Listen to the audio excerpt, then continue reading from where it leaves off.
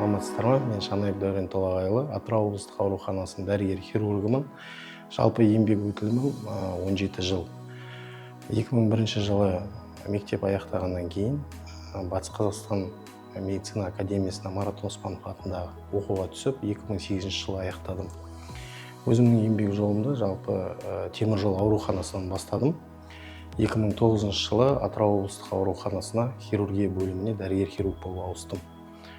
Осы еңбек жолында негізі амбулаторлы хирургия, ақылы бөлімше және де жедел хирургия бөлімінің меңгерушісі қызметін атқардым. Қазіргі таңда директордың хирургия бейіні және де шұғыл медициналық көмек бөлім басшысы қызметін атқарудамын. Және де 2024 жылдан бастап осы денсаулық сақтау басқармасының штаттан тыс бас хирургы мамандығындамын. Осы медицинаға жалпы хирург болуыма түрткі болған өзім енді жалпы дәрігерлер отбасында дүниеге келдім. Әкем де, шешем, ағам, түгел семьямыз, отбасымыз дәрігерміз, іні қарындастарыма дейін. Енді ең бірінші осы мамандыққа түрткі болған бұл әкем. Өз мамандығымды жалпы Марвелдің киностудиясындағы супергеройлармен теңестіремін.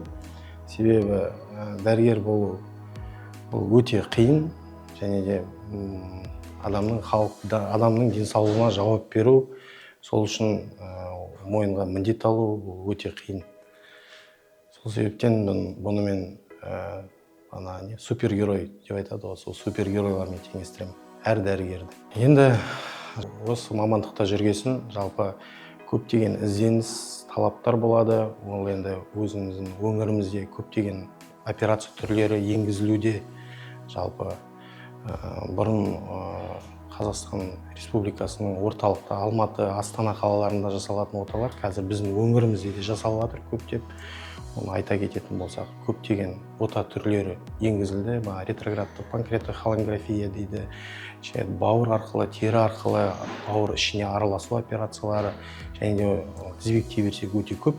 Енді бұның бәрі халыққа қол жетімді болу үшін медицина әр өңірде өзіміздің септігімізді тигізіп жүрміз.